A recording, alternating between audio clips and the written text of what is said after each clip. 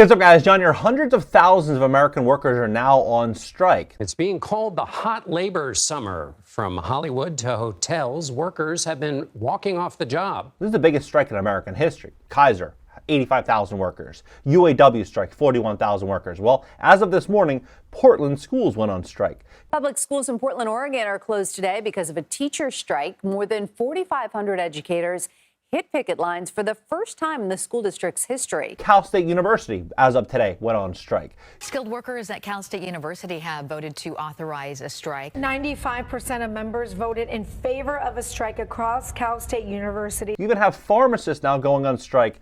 Las Vegas casinos going on strike. Everybody is going on strike. You have to ask yourself why. Well, many people are told that it's because of the high cost of living. People are demanding a fair and equitable wage. They're looking at these record profits earned by the casinos and these auto dealers and manufacturers at these schools. They're looking at all this money going there and saying, you know what? We deserve some of that. We deserve some more money. And many people will get behind that. But what many people do not understand is that this is all fake. This is all there to trick the American people so that the American people quit their jobs. And they do so, and then these companies, these employers, these corporations don't have to pay large severance packages. They're putting everybody in a position to work against themselves so the corporations get bigger, stronger, and richer. And I'm going to show you why they're doing it and what's going to happen next. Please hit the like button. When you hit the like button, YouTube will share the content to educate more people about what's really going on in the U.S. economy. And if you'd like to fix your credit, we'd love to help you at my company, GreatCreditFast.com. That's GreatCreditFast.com. If you have late payments, medical bills, charge-offs, foreclosures, bankruptcies, repossessions, any negative item on your credit report, go to GreatCreditFast.com by clicking the link in the description below this video. Take a look at this. So, why pharmacy workers are going on strike amid widespread store closures, right? So, even Walmart, they're issuing massive layoffs for pharmacists. They're reducing hours greatly. And why are they doing this? Because they're moving into AI. They don't need as many pharmacists. You look at California State University. As of today, November 1st, Cal State University faculty votes authorization to authorize strike over pay and class sizes. Then you have this. Automaker Stellantis says that the auto worker strike in North America is expected to cost the company around $750 million.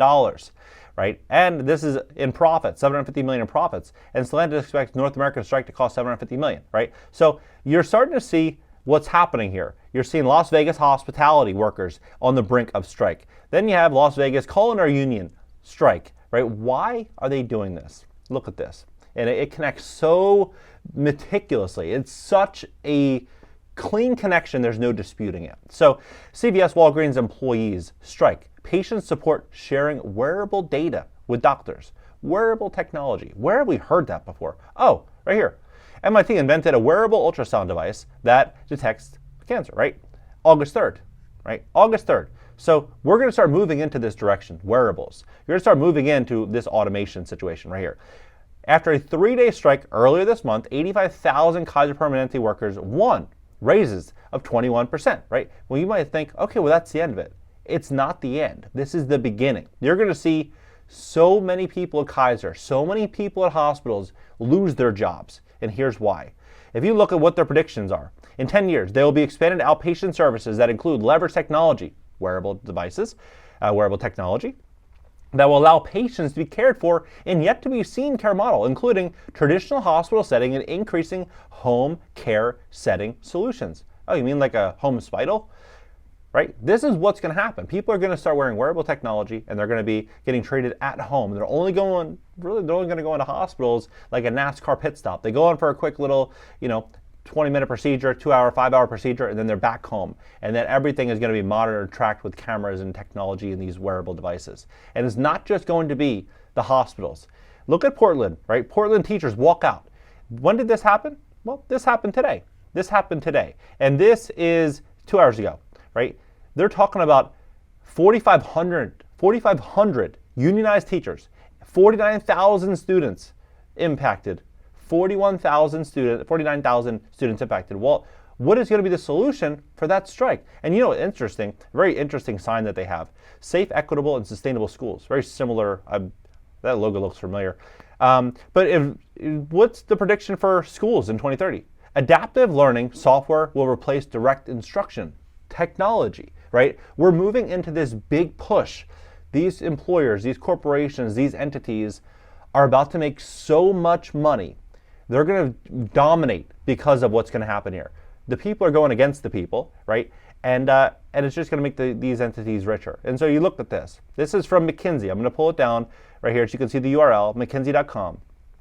75 million to 375 million may need to switch occupational categories and learn new skills. We estimate that between 400 and 800 million individuals could be displaced by automation and need to find new jobs in 6 years. Around the world, based on midpoint and earliest, that is the most rapid automation adoption scenarios, new jobs will be available based on scenarios of future labor demand, and the net impact of automation is described by the next section. That's why I believe it's so important right now that people, choose the right career. They're very forward thinking about the changes that are happening in the world, and they're not reading the headlines or reading between the lines. They're looking at what's really happening. These employers, these large corporations, they're not there to protect the employees. They're there to protect their bottom line. They're there to make money. There's no type of emotional contract between the employer and the employee, despite what they're telling us, right? However, people will need to find their way into these jobs. Of the total displaced 75 million to 375 million may need to switch occupational categories and learn new skills under our midpoint and earliest automation adoption scenarios. Learn new skills. I mean, if you're 20, 25, 30, 35, 40, it might be a lot easier if you learn a new skill, right? If you're 15 years old, it's perfect, right? But if you're 65 or 60 and you've worked at a plant, for a Ford plant or a GMC, or you worked at a plant for 20, 30 years, it might be hard for you to step in and learn engineering, right? It might be hard to learn, something inside of that scope that's going to perfectly merge with the way in which the world's going. So when you're looking at this, here's where they sell this so perfectly. Real wages are falling, right? Real wages are falling, and they say that inflation is 3.7%. But you and I both know that when you go to the grocery store, you pay any bill, it's not 3.7%. So what actually things look like is this. If you were to take these 10 items, beef, hotels, motels, gasoline, laundry equipment, natural gas, used cars and trucks, bacon, furniture and bedding, vehicle rentals, and eggs, right? These 10 items, and you added them all up, which I've done for you here. You added them all up, you come up with 252. This is 10 items. 1, 2, 3, 4, 5, 6, 7, 8, 9, 10. These 10 items, and then you divided this by 10, you would get 25.2. Now, many people would probably argue that inflation is closer to this number. So when you look at this, you say, okay, so if real wages are softening and employees are demanding wage increases across the board, like dramatic wage increases, not 2, 3, 4% to keep up with the new inflation. They want 20, 30% wage increases to keep up with real inflation. And so because of this, it's the perfect segue. But what if I were to tell you that this has been in the works and this has been planned for many, many, many decades? I mean, so much so that you could even look at this article here from New York Times. This is almost 40 years ago. Almost 40 years ago. So what does it say? Robots in the workplace, a call to arms, making a case for unmanned factories, right? This is what we're walking into. We're walking into this massive push for automation. But the big question is, if we have this big push for automation, they have all these workers that are going to likely quit their jobs or be, they're going to go on strike and they're going to lose their jobs, or they're going to unintentionally lose their careers because of walking away going on this strike. So if you have all these people that are losing their careers, or that are likely going to be put into a very, very dark position financially, and these people own duplexes and single-family homes and triplexes and fourplexes, and you have all this disruption happening at the same time with record level interest rates. 30-year fixed rates about 8% now. Your record high credit card interest rates, 30% on retail credit cards right now, the highest that we've ever seen in history. In 2008, during the great financial crisis, credit card interest rates were 12%, right? So everything is much, much, much worse today.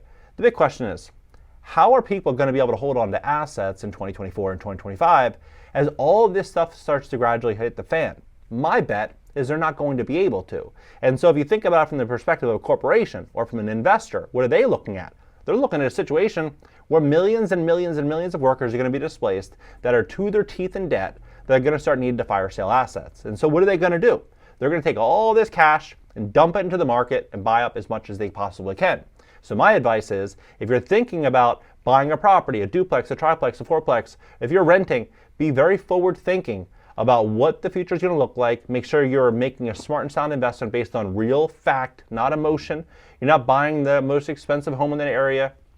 If you're buying something strategic, maybe you're buying a fourplex, going from being a renter to buying a fourplex, living in one unit, collecting some rent on the other 3 units. You're doing something to play defense. You have to play defense in this future we're walking into. And if you have a really good business online, you might be really thriving the next couple of years, and at a moment where a lot of people are going to be selling off assets. So a lot of people, I believe, are going to make a lot of money over the next couple of years. A lot of people are going to lose a lot of money over the next couple of years. But the most important thing to do is to pay attention to what's really happening in the economy so you can make those smart decisions in advance to put yourself in that right spot to protect yourself and your family. Do not rely on an employer, one of these large corporations, to come save the day, because my bet is they're only going to save their own day. They're going to go out there and they're going to do what they do, which is make billions and billions and billions of dollars and protect their own interest. What do you think about this? Where do you see this entire situation going? Drop below. We'll have a conversation about this. I'm betting on millions of people about to lose their job. And coincidentally, at a moment in which $2 trillion in corporate debt, most of which is held by these large organizations that are coincidentally have all of their employees on strike, is coming due. So their costs are going to gradually increase. And what are they going to do? They're going to be more incentivized to fire and lay off many people. Big changes coming. What do you think? Drop below. Hit the like button. If you'd like to fix your credit to position yourself for the greatest wealth transfer of all time, we'd love to help you in my company, GreatCreditFast.com. That's GreatCreditFast.com. If you have late payments, medical bills, charge-offs, foreclosures, bankruptcies, repossessions, any negative item on your credit report, go to GreatCreditFast.com. Click the link in the description below, and I'll see you in the next video.